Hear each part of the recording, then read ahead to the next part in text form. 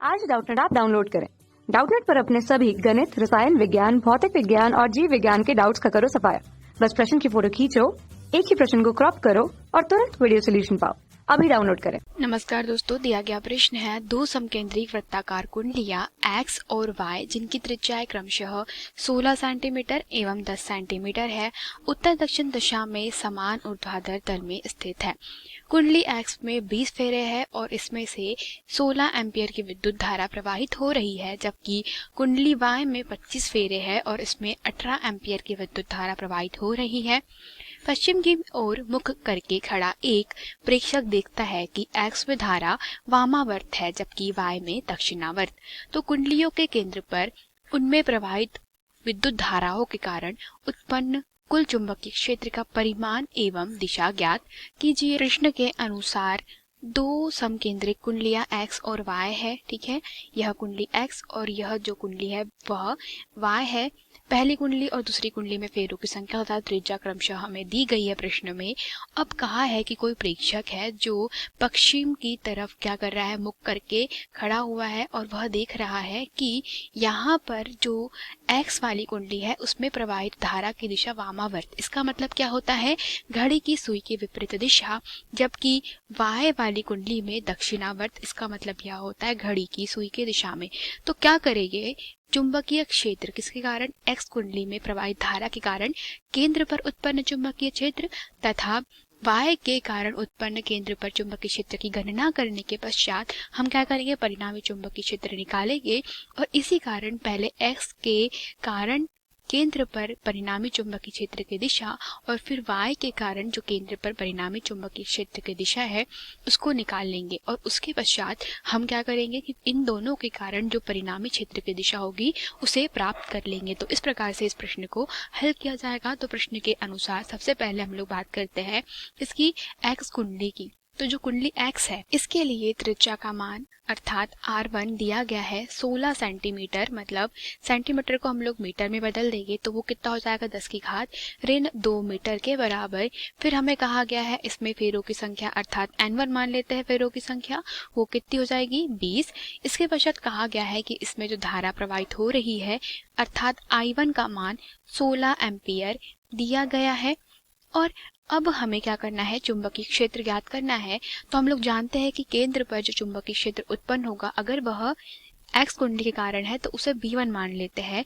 वो किसके बराबर हो जाएगा, म्यू नॉट इंटू किसके बराबर n1 इंटू i1 के बटे में 2 r1 के बराबर। तो यहाँ पे ये वैल्यूज क्या कर देंगे, पुट कर देंगे। तो हमें क्या मिल जाएगा, म्यू नॉट को लिखा जाता है 4 pi into 10 to the power -7। n1 का मान कितना हो जाएगा यहाँ से 20, i का मान कितना है 16 एम्पियर। इसके पूरे के बटे में क्या लिखा जा सकता है 2r1 अर्थात त्रिज्या कितनी दी गई है, त्रिज्या हमारे पास में है 16 गुना 10 की घात ऋण 2 मीटर के बराबर। तो जब यहाँ से पूरा चुंबकीय क्षेत्र अर्थात b1 को हल किया जाएगा तो फाइनल जो वैल्यू मिलेगा वो हमें किसके बराबर मिलेगा, 40 pi into 10 to the power -5 tesla के बराबर प्राप्त होगा, ठीक है।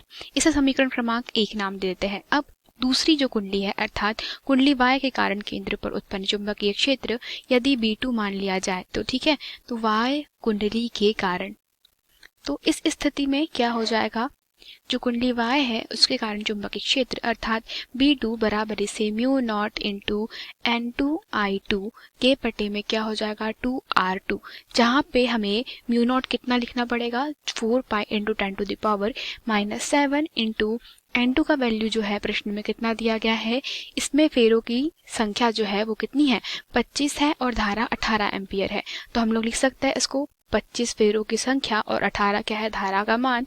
और इसके पूरे के बटे में त्रिज्या हमारे पास में जो दी गई है मतलब R2 का जो मान है वह कितना दिया गया है 10 सेंटीमीटर। तो 10 सेंटीमीटर को आप मीटर में किस प्रकार लिख सकते हैं, 10 गुना 10 की घात ऋण 2 मीटर के बराबर। तो अब आप इसको यहाँ से जब हल करेंगे तो आपके पास में जो वैल्यू प्राप्त होगी B2 की लगभग बराबर हो जाएगी 90 पाई गुना 10 की घात ऋण 5 टेस्ला के बराबर। समीकरण क्रमांक 2। अब एक एक करके क्या करेंगे हम लोग, x कुंडली के कारण जो केंद्र पर चुंबकीय क्षेत्र की दिशा है तथा जो वाय कुंडली के कारण चुंबकीय क्षेत्र की दिशा है उसको ज्ञात करेंगे। तो पहले देखिए, जो कुंडली X है उसके कारण उत्पन्न चुंबकीय क्षेत्र क्या हो जाएगा, हमारी जो धारा है वो कैसी बह रही है, वह वामावर्त अर्थात घड़ी की सुई के विपरीत दिशा में है। तो इसके कारण जो केंद्र पर चुंबकीय क्षेत्र हो जाएगा वो कैसा हो जाएगा, वह हो जाएगा कागज के तल के लंबवत बाहर की ओर, जबकि जो वाय है जिसमें दक्षिणावर्त दिशा में क्या बह रही है, धारा बह रही है, उसके कारण जो चुंबकीय क्षेत्र हो जाएगा वो कैसा हो जाएगा, वह हो जाएगा कागज के तल के लंबवत भीतर की ओर। और यह दिशा आप फ्लेमिंग के दाहिने हाथ के नियम से प्राप्त कर सकते हैं। फ्लेमिंग के दाहिने हाथ के नियम के अनुसार जिस बिंदु पर हमें क्या करना होता है, चुंबकीय क्षेत्र की दिशा प्राप्त करना है, तो हमें कहाँ पे, केंद्र पर चुंबकीय क्षेत्र की दिशा ज्ञात करनी है। तो आपके जो हाथ का अंगूठा होगा, दाहिने हाथ का अंगूठा, उसे क्या करना होगा, वह धारा की दिशा में, ठीक है। और जो आपकी हथेली है उसको लंबवत इस प्रकार करना होता है कि वह उस बिंदु की तरफ इशारा करे। तो जो आपके चुंबकीय क्षेत्र की दिशा होगी वो कैसी होगी, वह कागज के तल के लंबवत आप पाएंगे बाहर की ओर होगी, मतलब पूर्व दिशा में होगी, ठीक है। तो इस प्रकार से आप क्या कर सकते हैं, दोनों ही परिस्थितियों में आप चुंबकीय क्षेत्र की दिशा प्राप्त कर सकते हैं। तो आपको X के कारण जो प्राप्त दिशा प्राप्त होगी वह पूर्व में, जबकि कागज के तल के लंबवत भीतर की तरफ अर्थात जो दूसरी दिशा होगी वाय के कारण वो कैसी प्राप्त होगी, वह पश्चिम दिशा में प्राप्त होगी, ठीक है। तो इस स्थिति में यहाँ पर हम लोग कह सकते हैं कि जो B1 के क्षेत्र की दिशा हमें प्राप्त हुई है वह कागज के तल से लंबवत बाहर की ओर अर्थात पूर्व में, जबकि B2 है अर्थात वाय अक्ष के कारण दिशा प्राप्त हुई है वह कागज के तल के लंबवत भीतर की ओर अर्थात पश्चिम दिशा में प्राप्त हुई है। अब क्या करना है, हमें परिणामी ज्ञात करना है।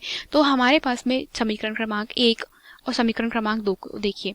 तो समीकरण क्रमांक 1 में जो B1 का मान है वह 40 पाई गुना 10 की घात ऋण 5 टेस्ला के बराबर है, जबकि B2 का जो वैल्यू है वह 90 pi into 10 to the power -5 tesla के बराबर है।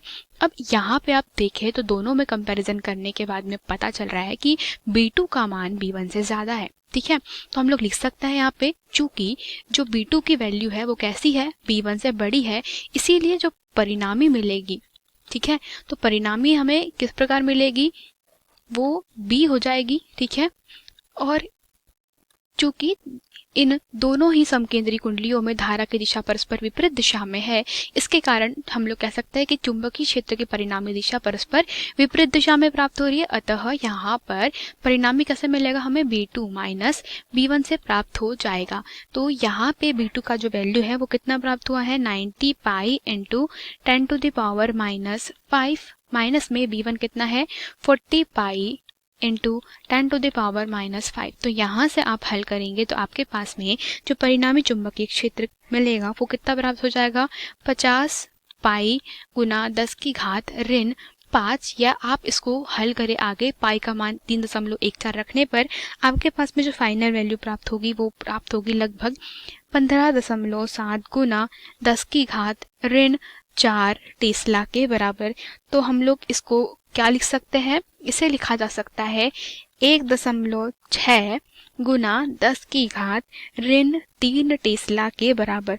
और चूंकि B2 का मान कैसा है, यहाँ पर B2 का मान B1 से बड़ा है, तो B2 की दिशा क्या है, B2 की जो दिशा है परिणामी दिशा वह पश्चिम की ओर है। तो परिणामी जो चुंबकीय क्षेत्र रहेगा वह भी किस तरफ हो जाएगा, वह भी पश्चिम दिशा की ओर हो जाएगा। तो इस प्रकार हम लोग कह सकते हैं कि यही पश्चिम दिशा की तरफ परिणामी चुंबकीय क्षेत्र B का मान 1.6 गुना 10 की घात ऋण टेस्ला के बराबर प्राप्त हुआ है। यही हमारे प्रश्न का उत्तर है। धन्यवाद।